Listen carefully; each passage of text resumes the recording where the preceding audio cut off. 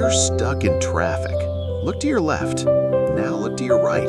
Chances are there is a white box on wheels sitting right next to you. It's not flashy. It doesn't have a 0 to 60 time that'll make your head spin, and it definitely won't win any beauty pageants. Most people drive past it without a second thought. But what if I told you that if every single one of these vanished tomorrow, the global economy wouldn't just slow down, it would literally collapse? We're talking about the Ford Transit.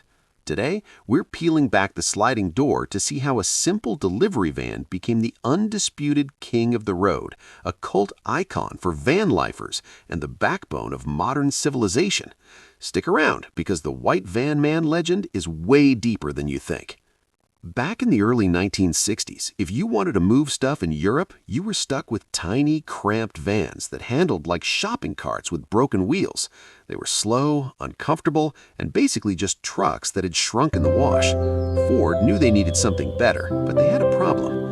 Ford UK and Ford Germany were basically two different companies that hated sharing ideas. They were trying to build two different vans for the same market, wasting millions of dollars.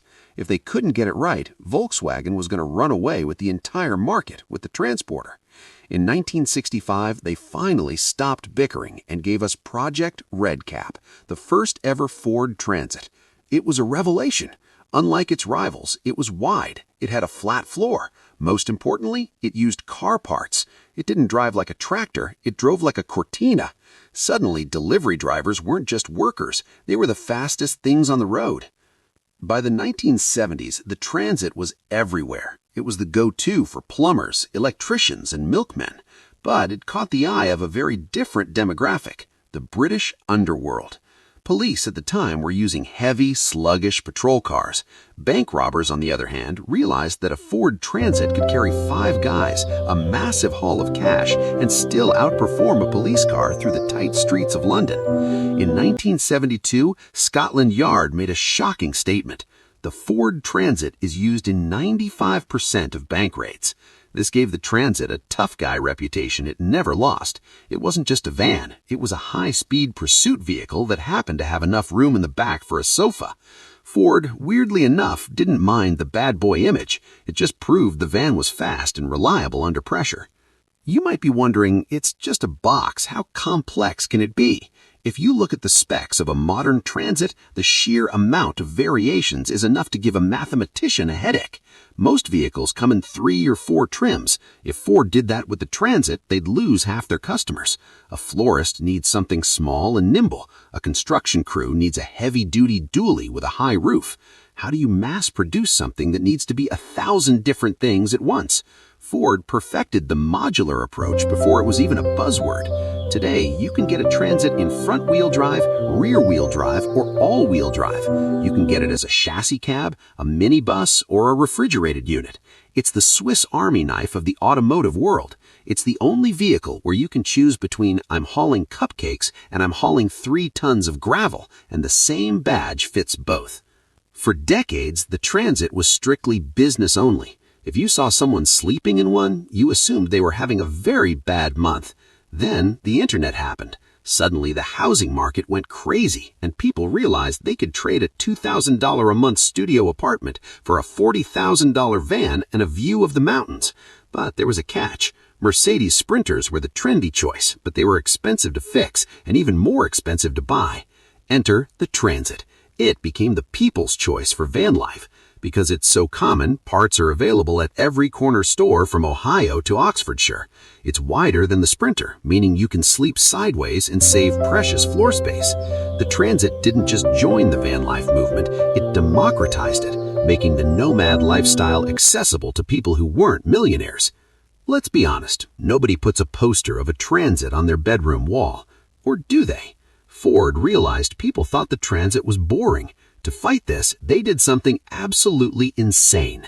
They took the engine out of a Le Mans-winning GT40 and shoved it into the middle of a Transit van. This was the birth of the Supervan. There have been 4 versions since, with the latest Supervan 4.2 being an all-electric monster with over 2,000 horsepower.